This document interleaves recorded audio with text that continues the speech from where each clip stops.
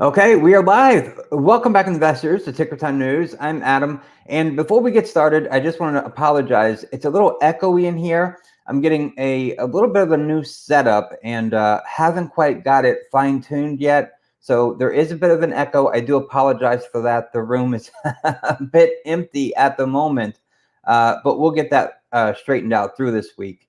And all right. Two parts of this video. First part, I'm gonna go as quick as I can, breaking down what happened today and what to expect tomorrow. And then the second half, open up to your questions. But of course, I mean, you can plug your question in at any time. This live stream is for you, so make sure to get your questions ready because I'm excited to answer them after not having a live stream in 4 days. I can't believe it. It's been the longest stretch of not having a live stream with you guys in a while. So here we go. It is a short week. Now, the stock market today, of course, had a one-track mind today, and it was locked on a rebound effort following last week's dreadful showing. The major indices started on a high note and held their high ground throughout today's session without any meaningful interference from sellers. Let me show you. The S&P 500, that's what's on the chart here. I'm going to go to the 5-minute chart. You can see exactly what happened today. Let me fix this. There we go. And look at this. Today, we shot up first thing in the morning, a big gap up, a big hole right here. First thing before we even have a chance really to get started. And it can just kept that momentum. First thing in the morning, boom, up for the first about 40 to 50 minutes. And then it held this line right at about 37.65, and it just buy, sell, buy, sell, buy, sell on that line all day long. So the S&P 500, it closed on the line that it held. A brief sell-off, but it wasn't that much. What we need to see tomorrow from the bulls is follow through for them to remain in control. So can the bulls, not the bills, can the bulls build on today's bounce? That's the big question. When we've seen little bounces like this before, they typically fade away and there's no follow through. I hear a lot of pundits say this time could be different because the market is just so drastically undersold. And I can show you that it being undersold. I'm going to go back to the daily view on the chart here, and you can see how far we fell. I mean, look at this. Boom, boom, boom, boom. All these red days in a row. Let me get volume off of here so we can see the candles a little bit better. But look at that. 1, 2, 3, 4, 5, 6, 7, 8. 8 sessions, 2 green days. Really oversold. And I mean, gap down in between these red days. So the market, of course, was oversold. Just look at the RSI down here at the bottom, right down here, and you can see it being on that bottom trek for all those days. And that's something you don't typically see. I know this year has been a little bit different than the past decade because we really haven't had a bear market in the past decade. We've had times where the market has fallen since 2010, but 2008, that was over a decade ago. So just keep that in mind. A lot of investors aren't used to this bearish market being like this. So just be careful. Just because we had this rally today, and it was a rally, we have to give it to them, right? Today was a rally, but if you look, I mean, there are several I'm sorry, getting my thoughts mixed up here. There are several times throughout this year where you can see red day, red day, red day, green bounce, and then red day, red day, red day. So just be cautious, be careful. We have to see follow through. And with the market being so oversold, and you can see the bounce this morning put the market right back above this purple trend line right in here, right? This trend line that's been holding as support all year long, when we've had our major lows of the year, this point, this trend line has acted as support. But over this past week, it broke down. It no longer acted as support, and then it turned into resistance.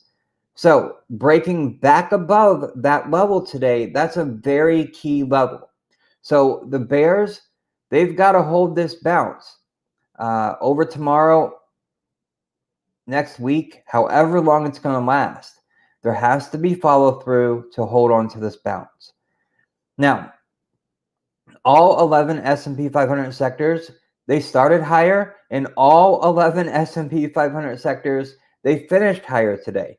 And when I hop over here to the sector list, you'll see here, I expand it here to show all of them in the green. 1.7%, 1.4, 1.6. Those were the lows for today. Most of them were 2% or higher. And then, of course, we've got the big one, energy. Energy was up substantially today. And that's another thing about this rally today. Oil was up. Typically, when oil is up, the market's going down, right? But that didn't quite happen. So I guess we could say today's range was somewhere between 1.5% to 5.1% for energy for the 11 sectors. Now, the best performing sector, of course, was energy, again, up 5.1%, which also happened to be last week's worst performing sector. The upgrade of ExxonMobil, ticker symbol for that is XOM, that's ExxonMobil.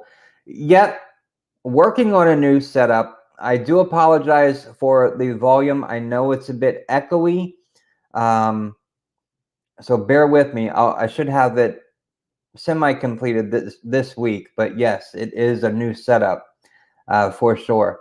Okay, so energy and ExxonMobil, big lead today, up 6.2% because of that upgrade, and it went from an upgrade to outperform from neutral. And that helped to boost the sector higher, along with a bump in oil prices like we talked about. Oil was up 1.3% today to $109 a barrel. US OIL. Looking at oil, what is it right now? 109. So it's holding in that area. It's down a little bit, just a fraction of a percent in the after hours, but it is still in its trading channel. Just because it's back down here to 109, which is good, didn't like seeing it when it was up here above its trading channel, getting up to $130 a barrel. That is just insane. But now it's starting to settle down a little bit. It's holding right at its 50-day moving average, which you can see this light blue line that comes in. I know it's difficult to see on the screen, but right here, that's about where the 50-day moving average is, and that's holding up.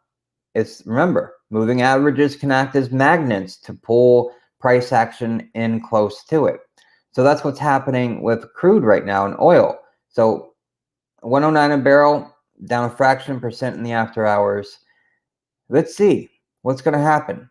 Can it hold here for a while?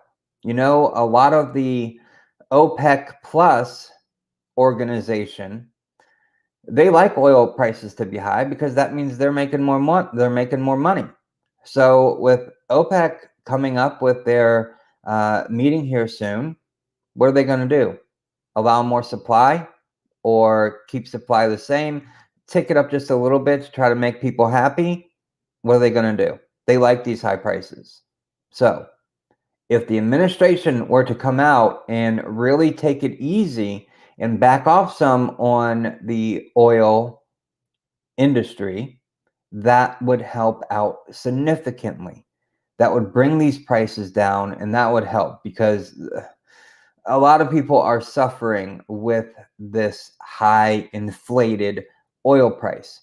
Now, even though energy had a big gain today, the energy sector remains down 11.2% for the month. And for the major indices, June has been a hard month too. Entering today, the major indices were down somewhere between 9.5% to 11.5% on the month, which is why it wasn't hard to believe that today could be a bounce and rally. And that was easily explained. The positive price action today was the bounce from a deeply oversold position. Can that be followed through tomorrow? That's the big question that I'm asking. I'm trying to figure that out. Now, market participants, they look past seemingly negative headlines today, like the bump in market rates, the fourth consecutive monthly decline in existing home sales, and central banks pointing to the prospect of additional rate hikes, among other things. So the default consideration today was to go with the rebound-minded flow. Fittingly, there was an all boats rise or all boats raise all or all tides raise all boats mentality, right? Did I get that saying correct? All, mid cap, small cap, large cap, even mega caps, they all pushed higher today. Value stocks, right along with growth stocks, went higher today. Now, the mega cap stocks, they held on to a bit of a performance edge over the other ones today, though. And that made sense in the context of today's rebound-minded trade, since the mega cap stocks have been among the hardest hit stocks this year. The Vanguard Mega Cap Growth, which I love to reference, ticker symbol is MGK. I track this one all day long with the Invesco S&P 500 equal weight, but this was up 2.5% today. Still within its trading channel, it's on its bounce. And then, of course, we have the Invesco S&P 500 equal weight, ticker symbol is RSP. That was up 1.7%. So there was an advantage to the mega cap stocks today. Now, relative weakness was measured predominantly in an opposite way and in the way we have been talking about it, right? We've been talking about which ones were up the least today, as opposed to which ones were down the most today, right? So it was a much better feeling. To put a fine point on that distinction, though, the S&P 500 financials sector, let me pull it up here. Financials, I believe it's next to energy, and it is. It was up just over 2% today. Just over 2%. But the S&P 500 still outperformed it because the S&P 500 was up 2.5%. So, just driving that point home. Now, let's talk about the housing market for just a moment. Real quick. I got calls on Friday, and they paid off really good today, up 140% on them. Excellent, excellent. Seeing that bounce today, it made sense. Looking at it on the chart, it just made sense. But remember, this bounce, we have to see follow through. We can't see it collapse back down. And I believe there's two paths, and I'll go back to the S&P 500, SPX. There's really two paths that I see.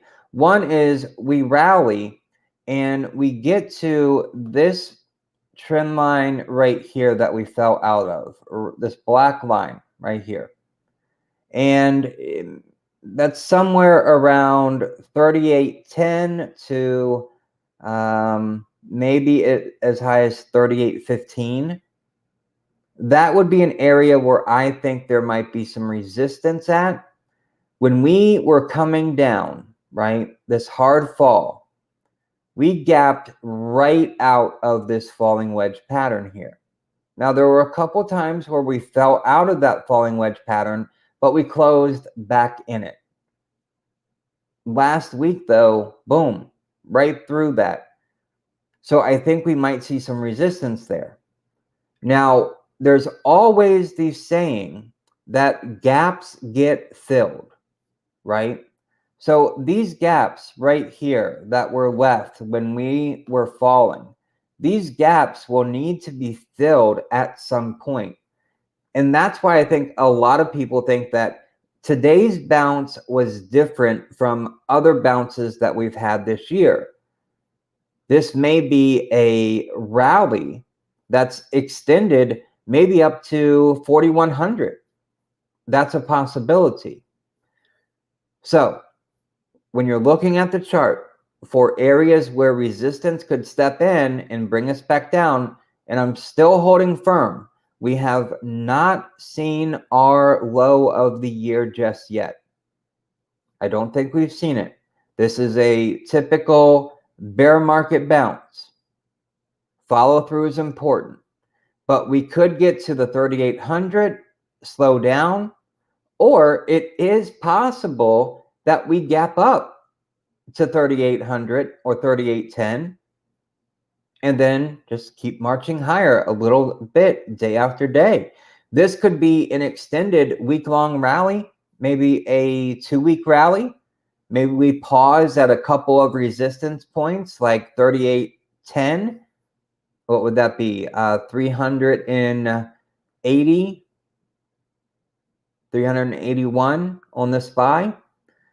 And then we march on a little higher, fill in that first lower gap down here.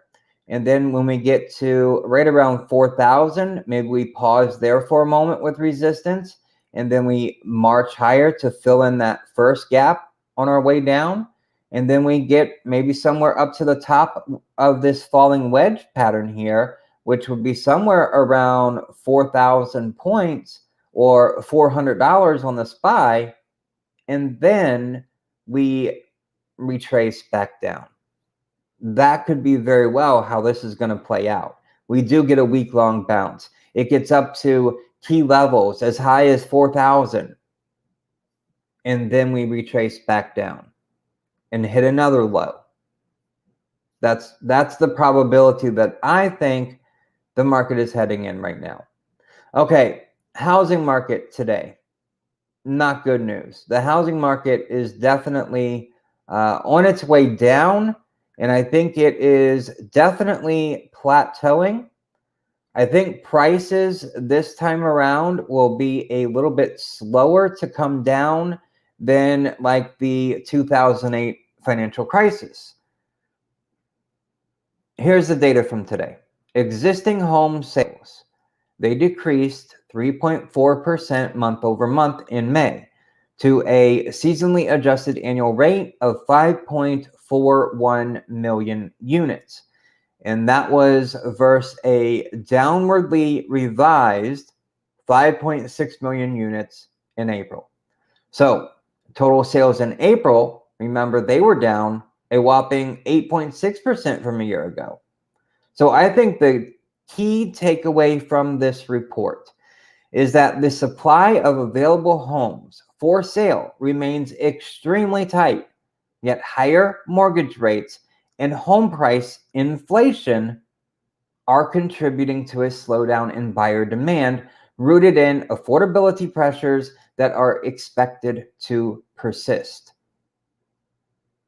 The housing market is going through its cycle, just like there's a business cycle, just like there is a market cycle, just like there is the cycle of life. Everything has its cycle. Everything has its moment. The housing market has peaked. The housing market isn't going to go much higher than where it's at right now. Home prices should start to stabilize. If not, start to come back down. In my area in Northern Virginia, it is such a bubble compared to the rest of the country because all of the government employees that live in this area, even in this bubble that is pretty consistent and pretty level, saw home prices go up drastically. And the market right now, homes on the market in this area are constantly dropping price by 10,000, 20,000, 25,000, 30,000. And on the big homes, $1 million plus, and there are multi-million dollar plus homes in this area. they're dropping prices by 100 grand, 60 grand at a time to try to get their homes sold before the momentum stops. Now, how long is it going to take for the housing market to, creep over and come back down? It could take a while. It could take the rest of this year for that topping pattern, like here on the S&P 500, where we had our topping pattern back here at the end of December, going into January, where we slowly peaked and then started to come down. The housing market could take the rest of this year to do that. Okay, looking at tomorrow, and again, I haven't said this, so not again. Keeping this live stream short today, trying to move through it quickly, so I don't bother you all week long with a room full of echoes. I know it's horrible sound quality. I totally get it. But tomorrow, there's a couple things that we have to watch. Obviously, follow through, right? That's the big one. I've said it a couple times already. And let me just go back to the 5-minute chart for the S&P 500. This line that we held today, this red line right here at 37.65, that has to be held for any type of follow through tomorrow. So if we gap up overnight, that would be great. But then watch for any selling pressure from that gap up. 37.65 has to be held because it was the line today, like the line in the sand. So that's number one, follow through. We have to see it for this rally to continue. And I think it will, at least for a few days, if not for a week. We also get more, I guess I should say, housing market data. The MBA mortgage application index that we get every single week that totally surprised me last week because it was positive after several weeks of being negative. I guess it's those applications that finally said, okay, you know what? The Fed's raising rates by 75 basis points. We better close this deal. So I think that's why it was positive last week. It could be positive this week or for last week's reading because of that same effect. So we'll have to wait and see what tomorrow holds for that one. But in addition, we get a big moment. Fed Chair Powell will deliver his semi-annual monetary policy report to the Senate Banking Committee. It starts tomorrow at 9:30 a.m. Can that, whatever he reports, is it going to be accurate to what we're seeing, what we see on a daily basis? The market, is it still healthy? Is Jerome Powell still going to claim that the market is healthy? We'll find out tomorrow in his report. So that could be a mover in the market tomorrow. And again, it starts at 9:30 Eastern.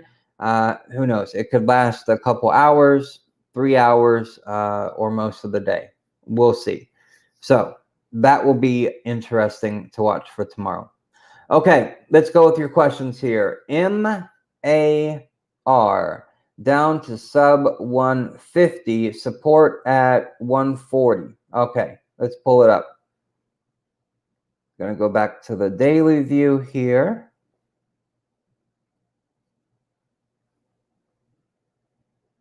Let's take a look. Man, big sell-off. Okay, so 141 today, down 2.5%. It fell right through that buy box there.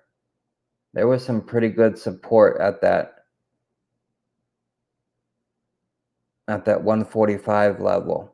But that's okay. We're in a bear market. We're in a downtrending market. That's to be expected. It looks like, let's go back a little bit further here. The start of this turnaround was right here at 127. And this peak here, 134. So if Marriott wants to keep falling, let's clone this box and then move it.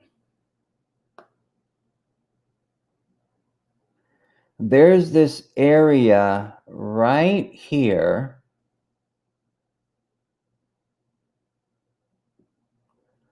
that has a bunch of reaction points to it. So this is going to fall somewhere.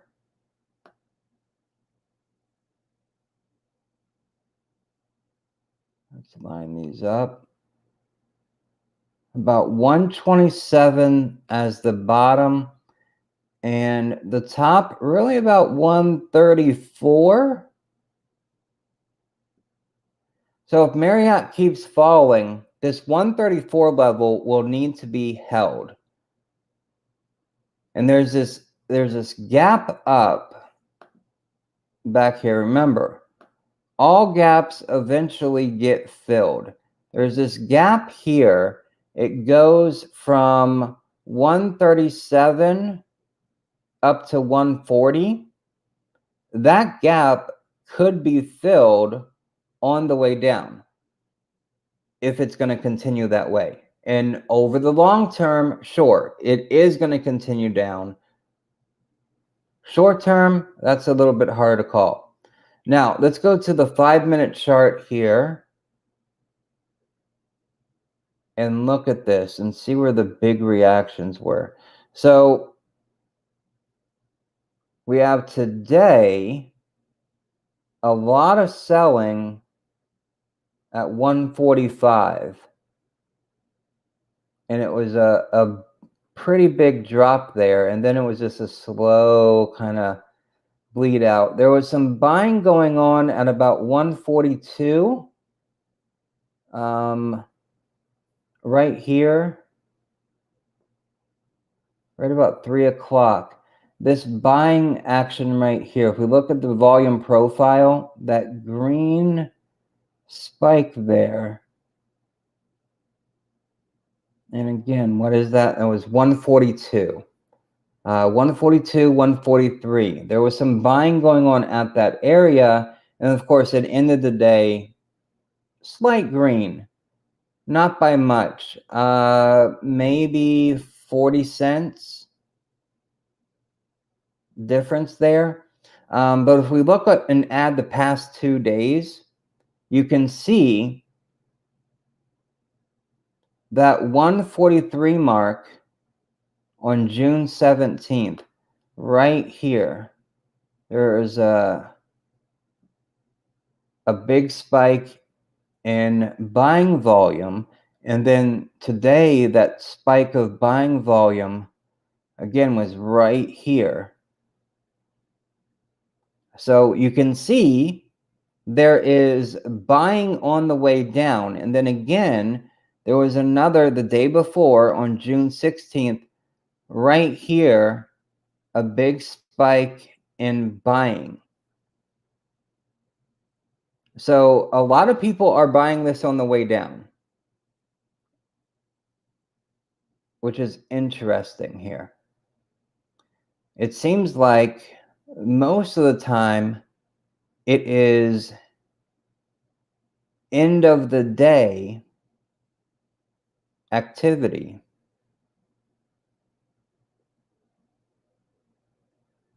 Okay, interesting. So you're asking 140 as support.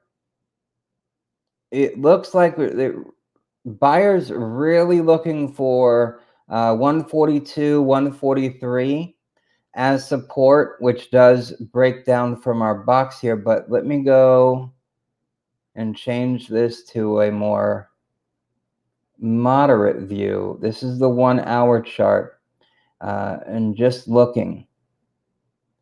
So if we look, slowdown chart, internet's a little bit faster too, so I don't get so much lagging on the charts. Now they just move quick. We have this gap right here that was made 3 to 4 sessions ago. That's going to need to be filled on the way back up on any support. But right now, this is a very bearish setup. The 21-day moving average, which is the purple line that's going down like this, it came over a little bit and back down. It's under this line of support or resistance at this point. This is a very bearish signal that there's still room for this thing to go. Who knows short term what could happen here? The RSI is at a 25.8, so it is oversold. The last time it was at this level, there was a little bounce. So looking on the RSI down here, 25.8, and we get to right here, which was a 23.6, and we did get this little rally right here from this oversold position. It wasn't much. Let's see. And then if we go back even further, RSI is way down here, 20 and below, and that's when it just kept falling. Interesting. Okay. Do you like Ford for the long term? I like Ford better than GM.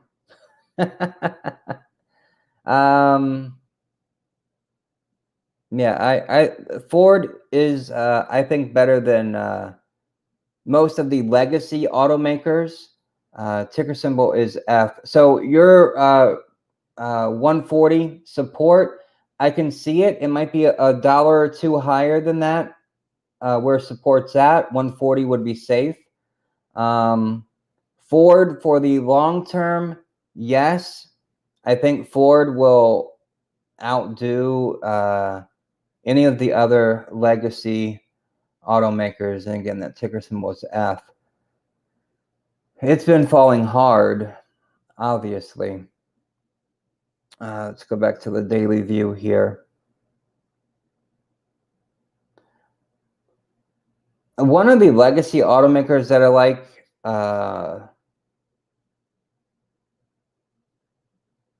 would have to be Volkswagen. And the one reason why is because they know they're behind on when it comes to electric vehicles, and they're bringing or having meetings with Elon Musk. That has to be a good thing for the company when it comes to electric vehicles. So that's one I find interesting and I like. But Ford definitely over GM. Ford had this nice run. But unfortunately, this era that we're in, or this recession that we're going into or already in, this isn't a good thing for automobile manufacturers. Even Tesla. Tesla is going to get caught up in this too. When you go into recessions, people stop spending money. That's a pillar. It's a tenet of a recession. And people start to find ways to save money. They keep their cars longer, which isn't good for car manufacturers because people aren't buying the new vehicles. But it is good for AutoZone. It's good for the OEM parts supplier, manufacturer. That is a good company for a recession, as an example, in the automotive industry, because people are going to repair their vehicles instead of trading them in for something new as we're going into the recession. During the recession, same thing. Once we come out of the recession, the habit is kind of there. But then once we're fully out, then we can go back to manufacturers. So long term, yes, on the Ford. Short and midterm, no. I think they're going to get hammered, and it's going to happen even to Tesla. I think Tesla is going to find that during this recession, it's going to be a little bit harder for people to afford electric vehicles, especially $60,000 ones. So AutoZone and ticker symbol AZO is AutoZone. That's a good one for a recession because people are going to fix their cars, not buy new ones. And that's why looking at the chart here, it looks much better than Ford does. I know they need a stock split because they're at over $2,000 a share right now. But this will hold up a whole lot better than Ford will in the automotive space during and through the recession. Would you consider Facebook long-term now, or will you wait for the market to go lower? I'd wait for the market to go lower. Oh, what am I doing? I'm typing on I'm typing on the wrong thing. All right, let's get this cursor back over here. Okay. New ticker symbol, Meta, for Meta platforms. Let's look at the chart here. Meta Platforms is going through a transition of sorts right now. So it is going to go lower. I do think over the long term, Meta Platforms or Facebook, Microsoft, those are going to be two that do really well in this next zone, this next phase we're going into. Meta and Microsoft for the software part of this Internet 3.0, however you want to call it, metaverse. NVIDIA is going to be a winner because you got the software and now you need the hardware. And then is it going to be AMD following up? Is Intel's investment into building more capacity, are they going to be a winner for this? Probably. But Meta, Microsoft, NVIDIA, those would be my top three choices for the next phase of the internet. I wouldn't go in long right now. I do think there will be new lows. I do not believe we have seen the bottom yet. And when companies go through transitions like Meta Platforms is right now, one good sign that we saw after Mark Zuckerberg said, oh, we're going to spend a whole bunch of money and build this metaverse thing. After that didn't really fly with investors. And then the quarter came where Facebook just underperformed and we had the huge gap down. After that quarter, Facebook or Meta Platforms started to cut back on their spending. And that's a good sign that the company is financially in control, even while they're going through a major transition, right? Trying to stay a step ahead of what comes next on the internet. So I do think it's a good long-term hold. I wouldn't go long yet. I would wait. Cool. Anything else? Any other questions for today? Otherwise, I will wrap it up. I do want to keep it a little bit short so we can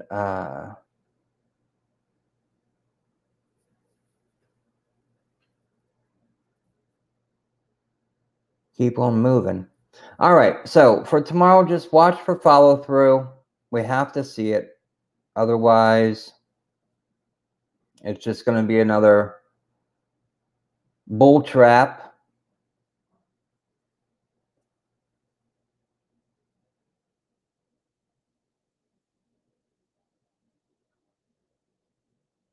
All right. Well, if there's no other questions, you are welcome. We'll wrap it up for today. I'll see you tomorrow after the market has closed and everywhere in between. When will I be on Twitch? Yep, I did say that I would be on it today. I did say that.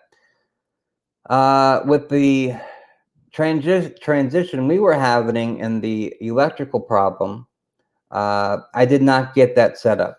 So hopefully this week, as we continue moving on, I can get that streaming side of this up and running. It shouldn't take me very long to get up on Twitch. So today's Tuesday. Let's say Thursday. Thursday, I will be live streaming on Twitch. That should give me enough time to get it set up. I don't think the studio portion of this will be completed quite yet by then, but I'll be working on that too, so it's not so annoying to hear such an echo in the sound here. Okay. You are welcome. Thank you guys for joining me today. I greatly appreciate it, just like I do every day. And I appreciate you very much. And well, that's it. We'll wrap it up here, and I will see you in the next video. Thank you. Have a great evening, y'all.